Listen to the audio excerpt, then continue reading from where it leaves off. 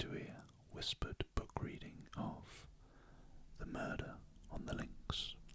So today we pick up with Poirot and Hastings once again in Chapter 11, Jacques Renauld.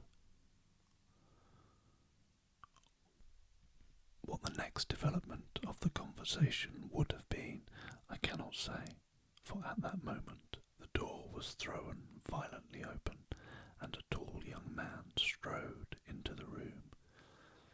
Just for a moment, I had the uncanny sensation that the dead man had come to life again.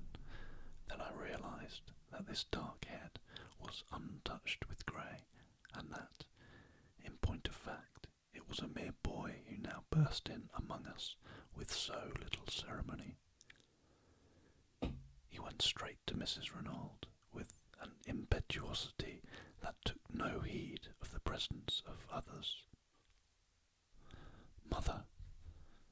"Jacques!" With a cry, she folded him in her arms. "My dearest, but what brings you here?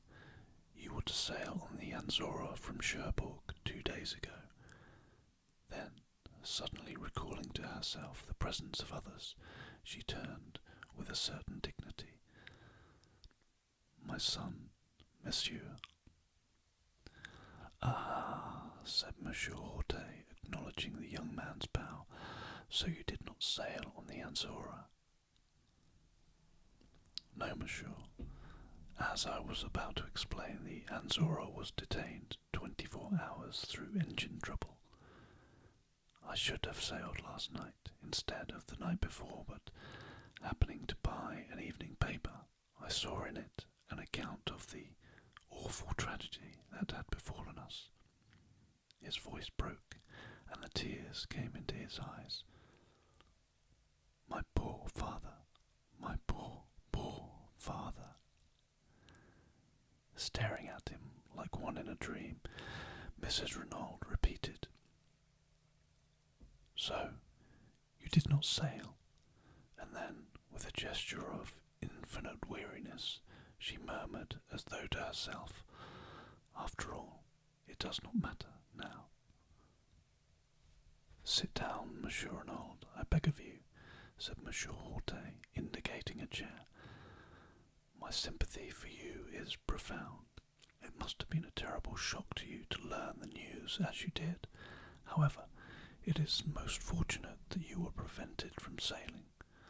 I am in hopes that you may be able to give us just the information we need to clear up this mystery." "I'm at your disposal, Monsieur le Juge. Ask me any questions you please."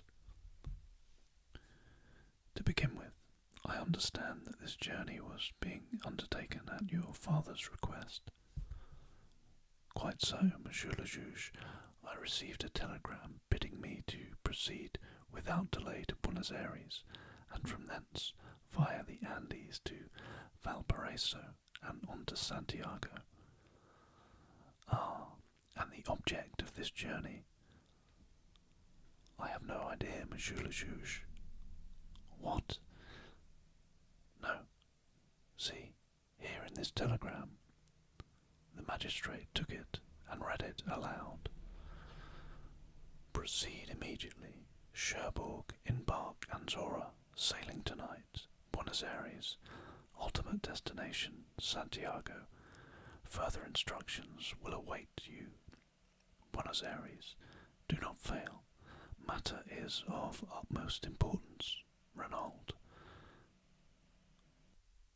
And there had been no previous correspondence on the matter. Jacques Renauld shook his head. "That is the only intimation of any kind. I knew, of course, that my father, having lived so long out there, had necessarily many interests in South America, but he had never mooted any suggestion of sending me out." "You have, of course, been a good deal in South America, Monsieur Renauld."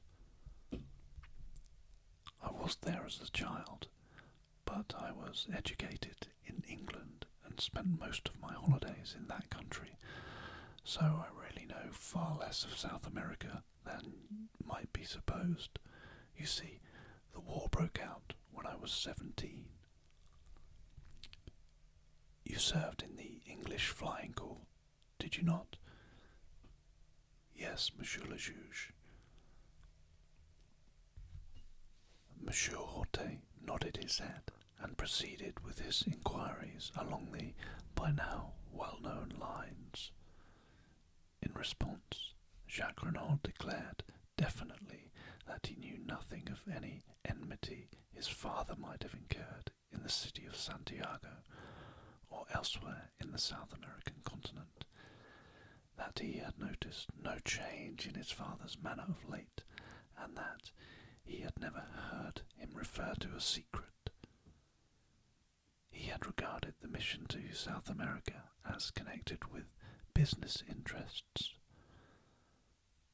As Monsieur Hortet paused for a minute, the quiet voice of Giroux broke in. I should like to put a few questions on my own account, Monsieur le Juge. By all means, Monsieur Giroux, if you wish, said the magistrate coldly.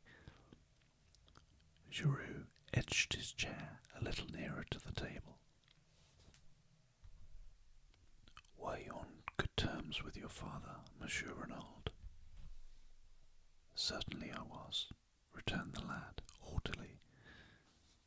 You assert that positively? Yes. No little disputes, eh? Jacques shrugged his shoulders. Everyone may have a difference of opinion now and then. Quite so, but if anyone were to assert that you had a violent quarrel with your father on the eve of your departure for Paris, that person, without doubt, would be lying. I could not but admire the ingenuity of Giroux.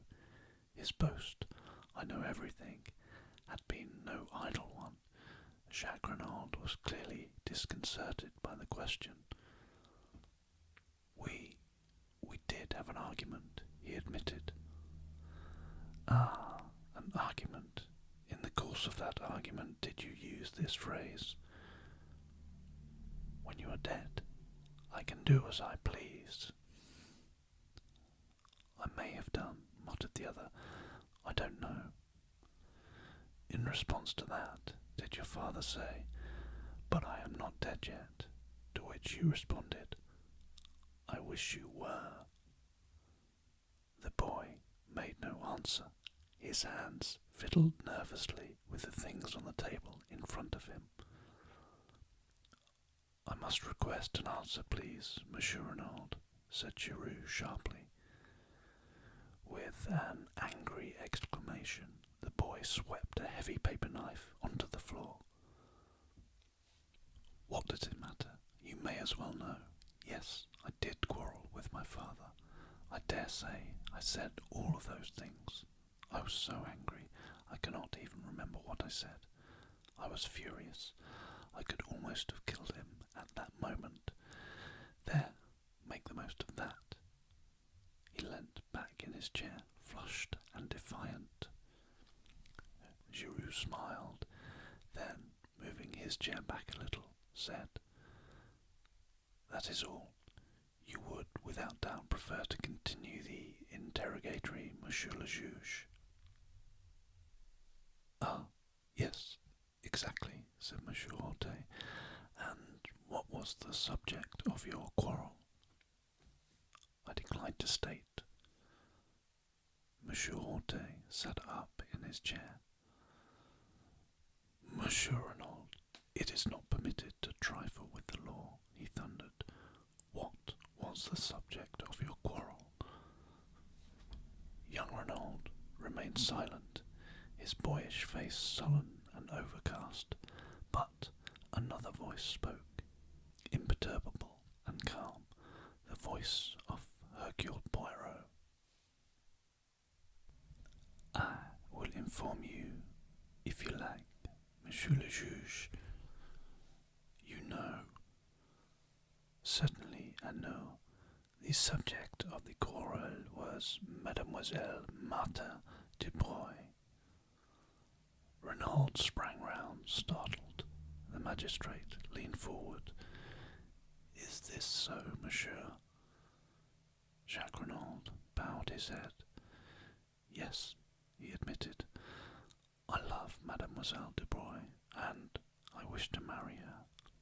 When I informed my father of the fact, he flew at once into a violent rage.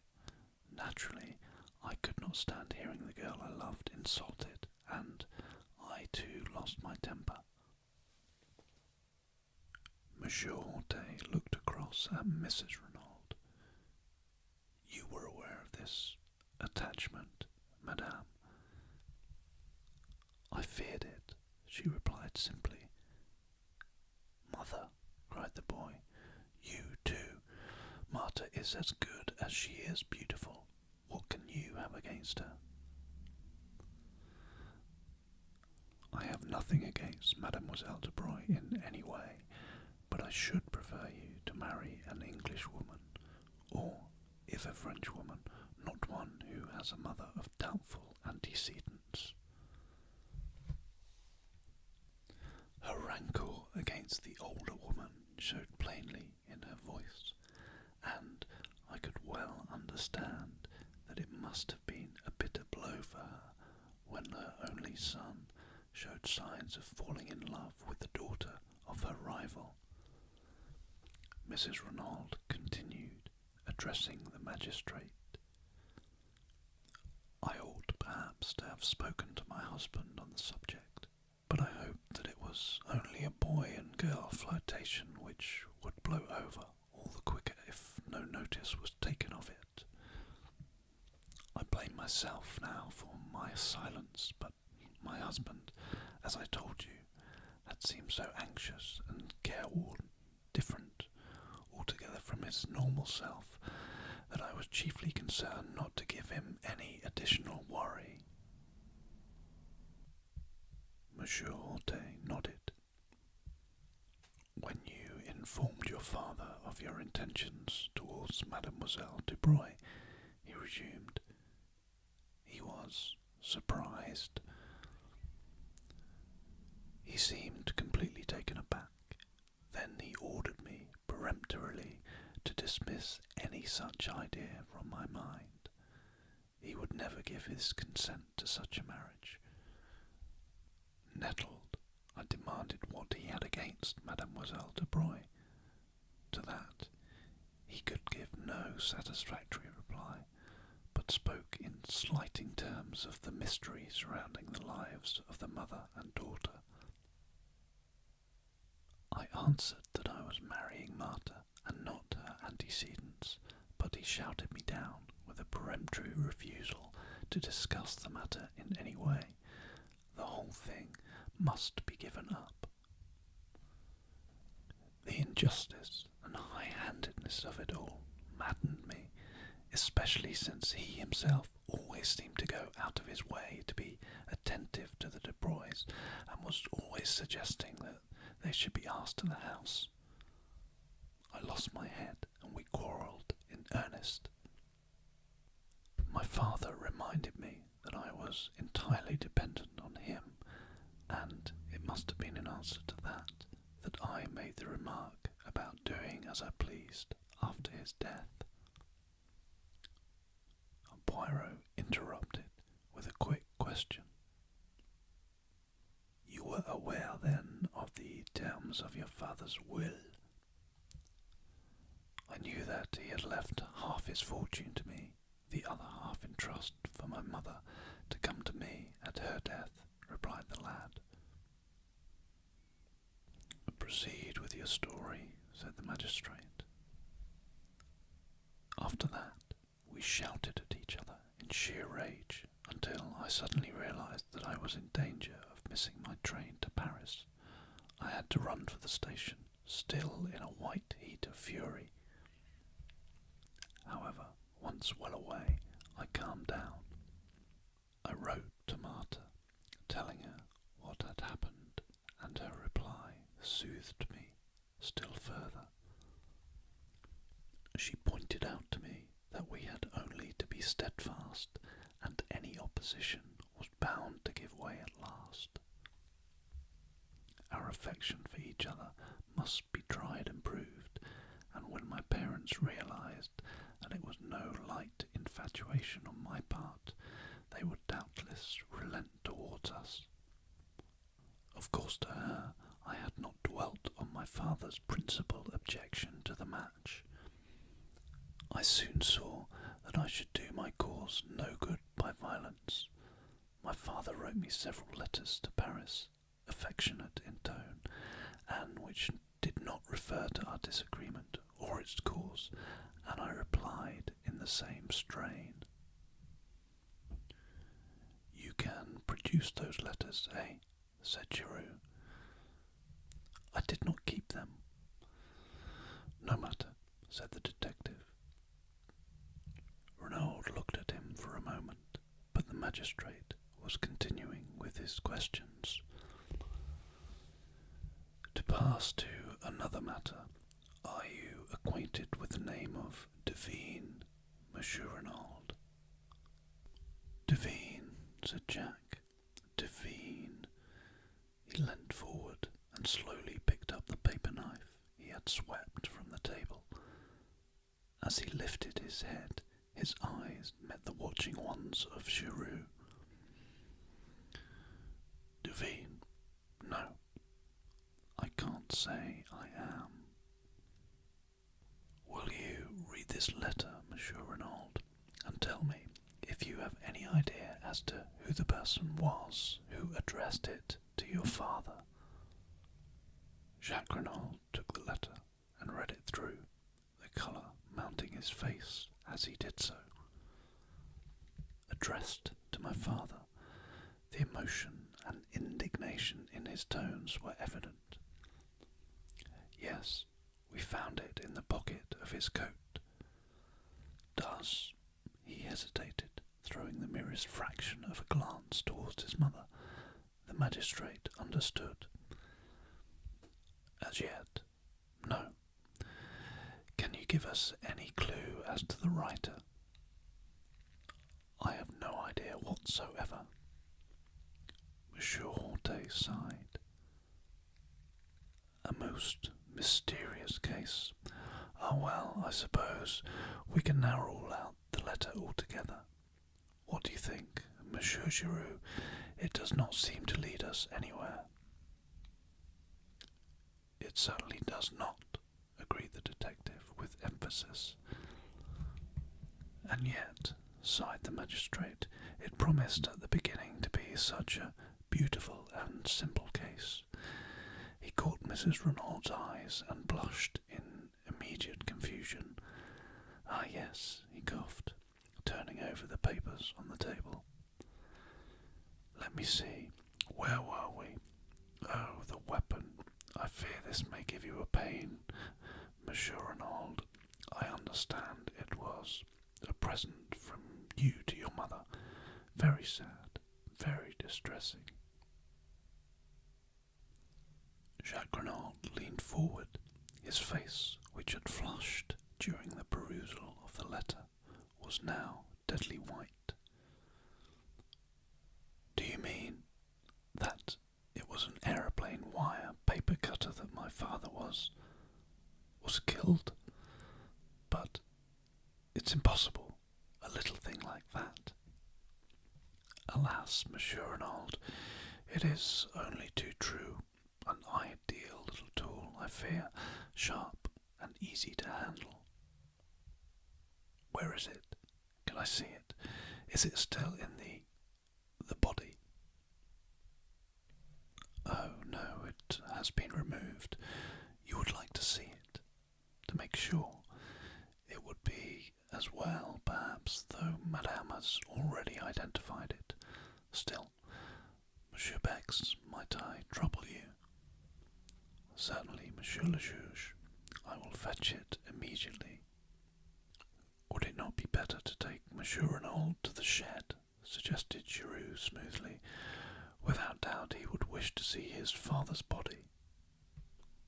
The boy made a shivering gesture of negation, and the magistrate, always disposed to cross Giroux whenever possible, replied. But no, not at present. Monsieur Bex will be so kind as to bring it to us here. The commissary left the room. Stoner crossed to Jack and wrung him by the hand. Poirot had risen and was adjusting a pair of candlesticks that struck his trained eye as being a shade askew. The magistrate was reading the mysterious love letter through a last time, clinging desperately to his first theory of jealousy and a stab in the back. Suddenly, the door burst open and the commissary rushed in. Monsieur le juge, Monsieur le juge. But yes, what is it? The dagger, it is gone. Comment? Gone. Vanished. Disappeared. The glass jar that contained it is empty. What? I cried. Impossible. Why, only this morning I saw. The words died on my tongue. But the attention of the entire room was diverted to me. What is that you say? Cried the commissary. This morning. I saw it there this morning, I said slowly, about an hour and a half ago, to be accurate. You went to the shed, then? How did you get the key? I asked the Sergeant de Ville for it. And you went there? Why? I hesitated, but in the end I decided that the only thing to do was to make a clean breast of it. Monsieur le juge, I said, I have committed a grave fault, for which I must crave your indulgence. Eh bien, proceed, monsieur. The fact of the matter is, I said, wishing myself anywhere else than where I was, that I met a young lady, an acquaintance of mine. She displayed a great desire to see everything that was to be seen, and I, well, in short, I took the key to show her the body. Ah, par exemple, cried the magistrate indignantly, but it is a grave fault you have committed there, Captain Hastings. It is altogether most irregular. You should not have permitted yourself this folly. I know, I said meekly. Nothing that you can say could be too severe, Monsieur le Juge. You did not invite this lady to come here? Certainly not. I met her quite by accident. She is an English lady who happens to be staying in Merlinville, though I was not aware of that until my unexpected meeting with her. Well, well, said the magistrate, softening. It was most irregular, but the lady is without doubt young and beautiful, n'est-ce pas? What it is to be young! Oh, jeunesse, jeunesse! And he sighed sentimentally. But the commissary, less romantic and more practical, took up the tale. But did not you reclose and lock the door when you departed? That's just it, I said slowly. That's what I blame myself for so terribly. My friend was upset at the sight. She nearly fainted. I got her some brandy and water, and afterwards insisted on accompanying her back to town. In the excitement, I forgot to relock the door. I only did so when I got back to the villa. Then for 20 minutes at least, said the commissary slowly. He stopped. Exactly, I said. 20 minutes, mused the commissary. It is deplorable, said Monsieur Hortet, his sternness of manner returning, without precedent. Suddenly another voice spoke. You find it deplorable, Monsieur le Juge? Asked Giroux. Certainly I do. Eh bien, find it admirable," said the other imperturbably. This unexpected ally quite bewildered me. "Admirable, Monsieur Giroux?" asked the magistrate, studying him cautiously out of the corner of his eye. "Precisely. And why?" "Because we now know that the assassin, or an accomplice of the assassin, has been near the villa only an hour ago. It will be strange if, with that knowledge, we do not shortly lay hands upon him." There was a note of menace in his voice. He continued, "He risked a good deal to gain possession of that dagger. Perhaps he feared that fingerprints might be discovered on it." Poirot turned to Bex. "You said there were none." Giroux shrugged his shoulders. Perhaps he could not be sure. Poirot looked at him. "You are wrong, Monsieur Giroux. The assassin wore gloves, so he must have been sure." "I do not say it was the assassin himself. It may have been an accomplice who was not aware of the fact." "Ils sont mal renseignés, les accomplices," muttered Poirot, but he said no more. The magistrate's clerk was gathering up the papers on the table. Monsieur Hauntet addressed us. "Our work here is finished. Perhaps, Monsieur Renauld, you will listen whilst your evidence is read over to you.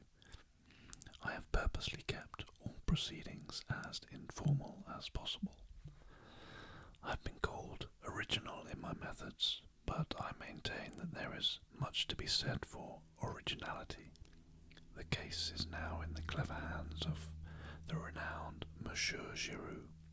He will without doubt distinguish himself. Indeed, I wonder that he has not already laid his hands upon the murderers. Madame, again, let me assure you of my heartfelt sympathies. Monsieur, I wish you all good day." And, accompanied by his clerk and the commissary, he took his departure. Poirot tugged out that large turnip of a watch of his and observed the time. "Let us return to the hotel for lunch, my friend," he said, "and you shall recount to me in full the indiscretions of this morning. No one is observing us. We need make no adieu." We went quietly out of the room. The examining magistrate had just driven off in his car. I was going down the steps when Poirot's voice arrested me. "One little moment, my friend." Dexterously, he whipped out his yard measure and proceeded, quite solemnly, to measure an overcoat hanging in the hall from collar to hem. I had not seen it hanging there before, and guessed that it belonged to either Mr. Stoner or Jacques Renauld. Then, with a little satisfied grunt, Poirot returned the measure to his pocket and followed me out into the open air.